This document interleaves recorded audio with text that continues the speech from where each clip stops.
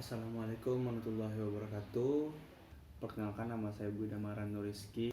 Yang saya hormati Bapak Dr. Imam Sujoko, SHMH.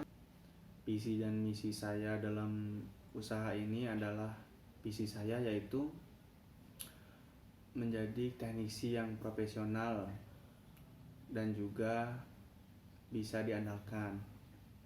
Untuk misi saya sendiri yaitu memberikan servis yang berkualitas dengan harga terjangkau.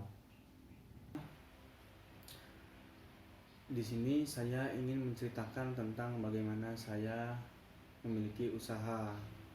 Saya mengambil usaha yaitu tentang servis handphone dan jual beli handphone second, yang dimana saya sangat menyukai yaitu dunia elektronik, apalagi tentang servis handphone. Saya suka servis handphone sudah dari sejak 3 tahun yang lalu. Tentang bisnis handphone ini saya itu terinspirasi dari seorang teman saya yang ada di Bandar Jaya, karena saya di sana telah banyak belajar tentang servis dan jual beli handphone. Nah, kalau untuk tujuan saya di sini saya mau membuka toko servis dan jual beli handphone second dan juga jual beli aksesoris juga. Itu masih dalam niat saya. Nah, untuk modal sendiri di sini saya ingin menyiapkan untuk membeli alat-alat seperti contohnya blower, solder, dan beberapa alat seperti power supply, dan seperti obeng ini yang sudah saya punya. Ini untuk mengerjakan servis-servis ringan seperti ganti LCD, ganti tombol, ganti baterai.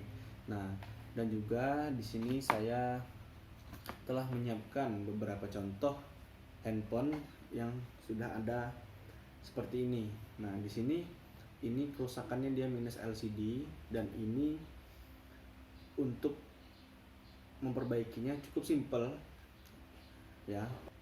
Untuk strategi saya di sini ngelihat di Kota Bandar Jaya ini peluang bisnis counter ini cukup lumayan.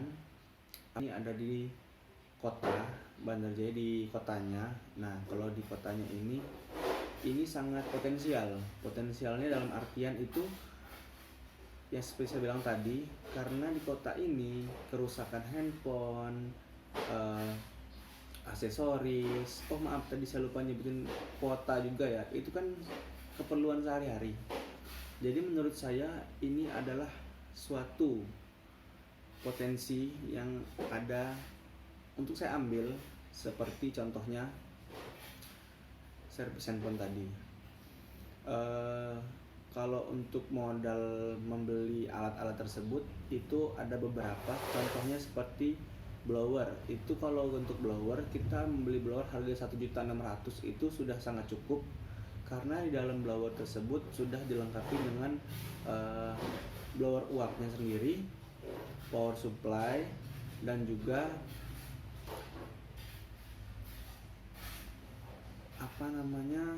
hot gun.